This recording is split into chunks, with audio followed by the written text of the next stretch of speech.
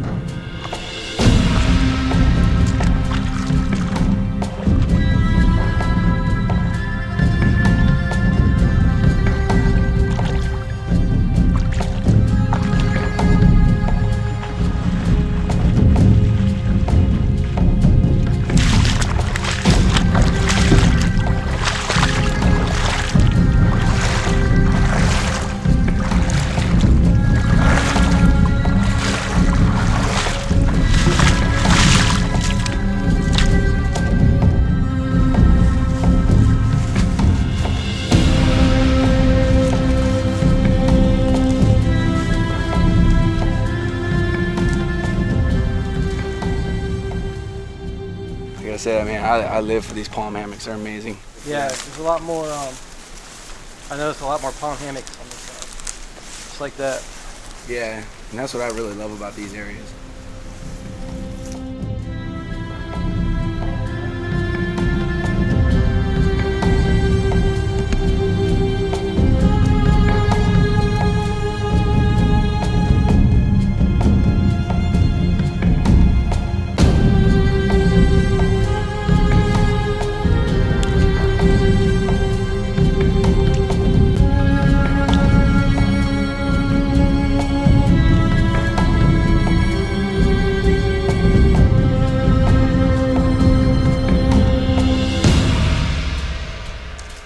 Yeah, so I've been led out here by Florida Trailblazer and 21st Century Expeditionist to a place called Indian Fields Grove, and it's full of different types of fruit trees, guava trees.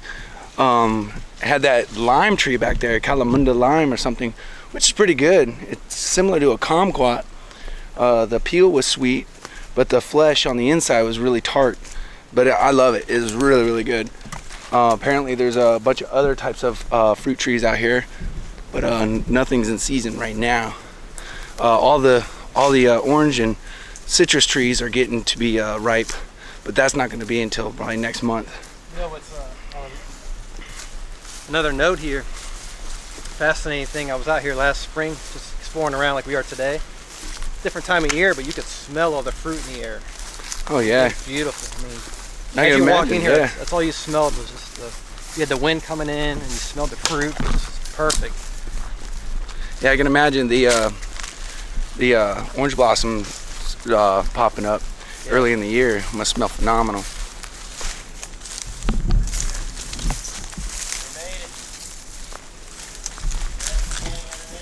Yeah. So apparently we've made it to the mound. Let's check this out.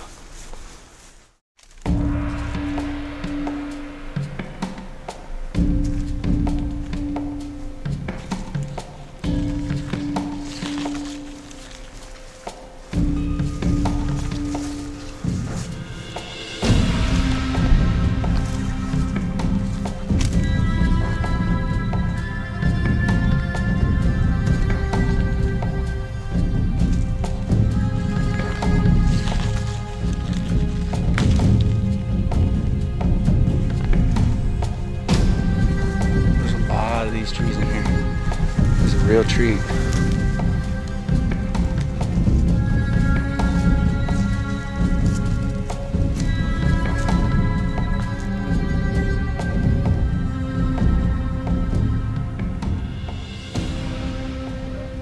This mound is actually really cool. We found a lot of cool shards, really big ones, and then I spotted these. These are called sword ferns, and they're imported from Asia, I believe. And what's really cool about this plant is if you pull it up.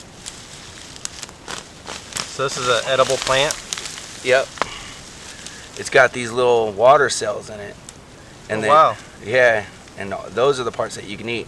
And it's the only fern that does this, so you know for sure that it's the proper fern. So these parts right here, you can see them here. I'll pull one off.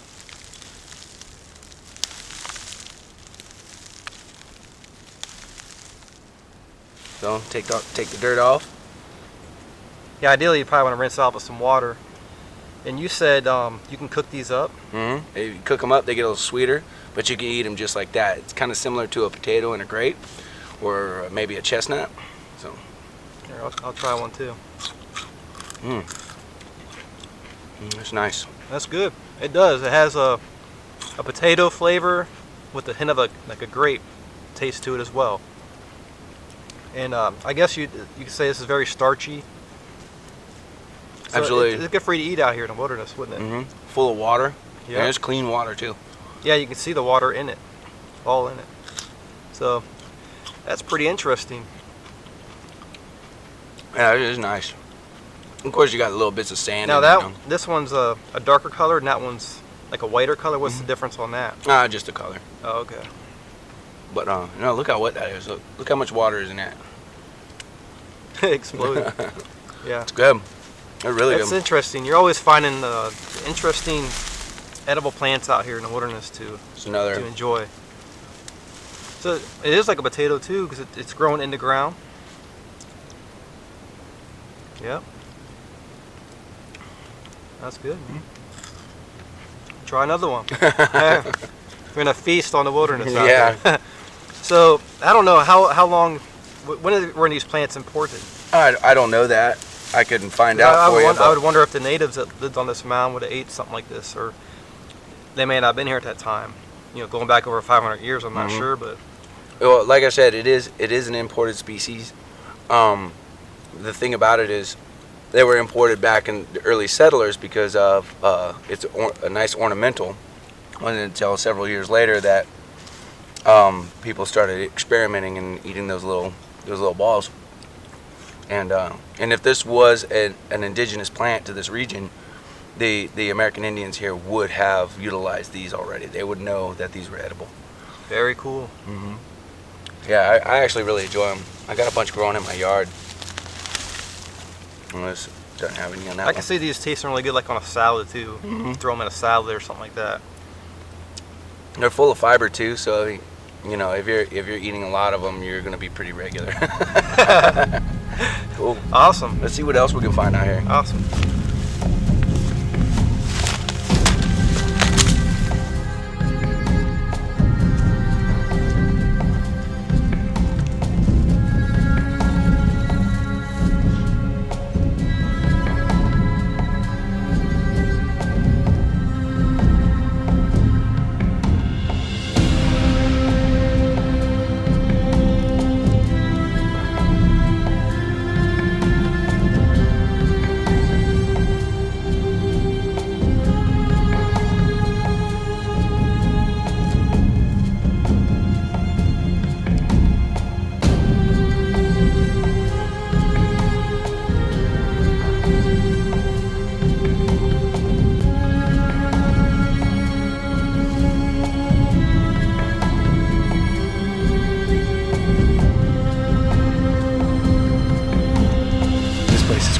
Pigs right now.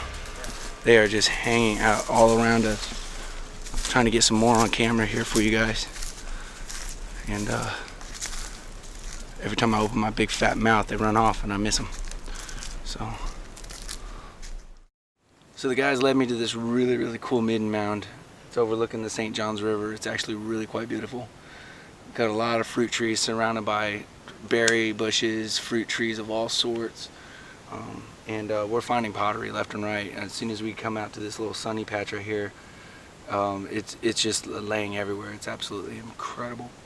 I'm gonna explore some more and check out the rim of everything here. But yeah, this is pretty exciting. It's really cool stuff. Let's check out some of this pottery.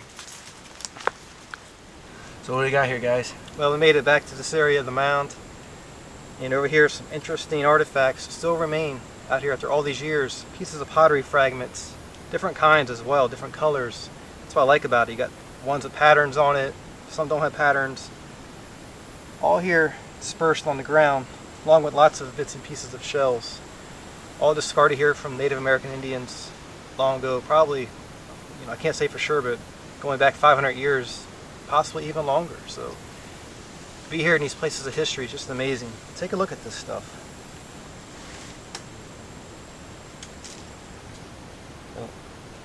What's cool is you have different kinds of texture on them as well. One of them is checked stamped. Yeah, that's pretty cool. Yeah, so Jeremy, the different cultures, would they have different stamps, Well, I mean, patterns they put on them? Yeah, the archaeologists can tell through carbon dating and also the patterns that were displayed in different cultures, but that doesn't mean they didn't have more than one pattern. Yeah, because I've been on, just from my experience in exploring these sites, the pottery fragments I've seen, they all have different patterns. Some have... Well, at the same time Yeah. period, it's just like any potters today. Yeah. And then some don't have anything at all. Some is just smooth. Plain type. Mhm. Yeah. Well, some of it could be eroded off, but What about the different colors of it? What's that have to do with? different composition. Over there along like the Withlacoochee River, they use limestone to temper their pottery. Here, they use clay. They use spun spicules. They use grit. There's all kinds of materials they would use to temper. And that's where the different colors would come into play. Yeah, and also the clay sometimes has different colors. You got real dark, rich clay versus real light clay. And when you're on these mounds and you see these pottery fragments, of course, you always wonder if it is a piece of pottery, because sometimes you see turtle shells and bones that look like pottery fragments too. Well, there's So we have actually some a of that turtle here. shell sitting there. Yeah, we have a turtle shell here. It's hard to tell because the spun spicules resemble the bone composition. I forgot what the exact name of the fabula or something at the inside of the bone, but the spun spicules look a lot like that. Sometimes the spun spicule pottery will actually be mistaken for a turtle shell or a piece of bone. So it goes vice versa. It could be a turtle shell, or You can tell it's a turtle shell, but I'm just saying at a distance they look the same. It's fascinating. A lot of times this stuff is buried in the ground, you can't see it, but this is stuff we've just seen on the surface. Water levels are down. We had a high water content this year too. Yeah. The water levels were way up. I mean, we're underwater right now from this past summer, and since the water subsided, we could get in here and take a look at what has been washed up. Well, the archaeologists also debate which tribes of Indians actually lived along the river here. There's no consensus, but it's probably maybe the Ayas Indians. Yeah, I've always heard of Timucua Indians lived out in these areas too, but Well, the Timucua were further north, but they called them freshwater Timucua. They were a tribe associated with the greater Timucua because they spoke the same language. But the Mayaka which lived along south of Lake George on the St. Johns River, were said to have spoken the language of the Ayas Indians, which lived along the Indian River and parts of St. John's. And they were a well-known tribe by the Spanish, the Ayas Indians. I'm not sure, the pronunciations differs, but... What's fascinating is, going back thousands of years, these places were places of habitation. People lived out here, they hunted, and even going more modern times, going up to the 1800s to the 1900s, people lived on these mounds too. They had structures here, and in fact this one here, there were structures all around. You can see remnants from it. There was a grove here we were talking about before. So yeah, lots of fruit trees. Yeah, a lot of fruit trees. So just over the years, centuries, people have lived in these areas. It's just fascinating to be out here. Even the Seminole Indians lived on these mounds for a while. And you can see later Seminole pottery is on these mounds also. And also you find European type pottery, which could have came from the Seminole Indians, or it could have come from the Indians as they got it from the Spanish or collected it from shipwrecks. Such a magical place being out here along the St. John's River floodplain. I really enjoy it. Yeah, it's The wilderness, the history, you just can't beat it.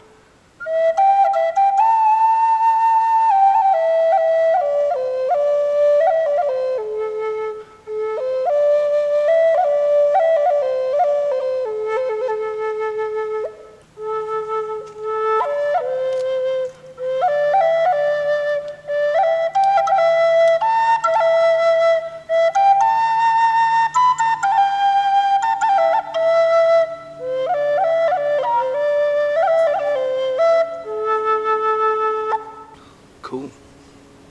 It's awesome, man. Thanks, man. Well, it looks like you got your boots off for the trek across the water, my man. You don't want wet feet, huh? Yeah. I don't mind, but I'm going somewhere afterwards, so I don't want to walk around with muck and mud all over my shoes. I get it. I'm gonna And go somewhere squeaky too. shoes on top of that. Hey, you're gonna have to get wet again. It's part of the adventure. Yeah, it's part of the adventure. We gotta cross that creek again. Hey guys, I appreciate you inviting me out again. Yeah. It's awesome. It's always awesome hanging out with you guys. So Yeah, Saw some great sights today. so next time we'll have to do something a little different. I think we'll have to find some other archaeological thing. So there's all kinds of things out here. yeah, you said it. No, definitely. Beautiful wilderness, great history. Now the sun's setting, it's just perfect out here. The wind's blowing. We had to go back for a piece of camera equipment. Yeah. Yeah. Left it a mile back, had to hike back a mile to get it. That's all right. It's all that good exercise, no matter what. It's never wasted time when you're with good company. You know what I mean? So yeah, I'm really excited to do another video with you guys. Definitely, man. I Yeah. appreciate it. It's great to explore with you as always. You too, Jeremy. Yeah. I have a blast. I have a blast out there. You know, no matter, I could be having a bad day out there and still be having a good time. Yeah. You know?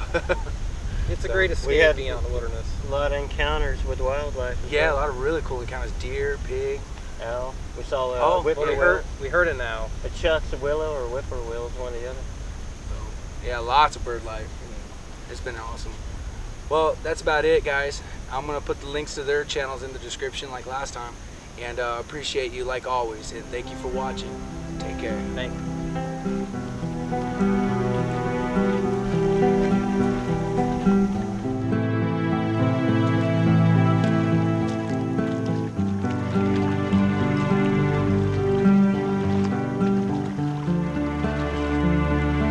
Thank you.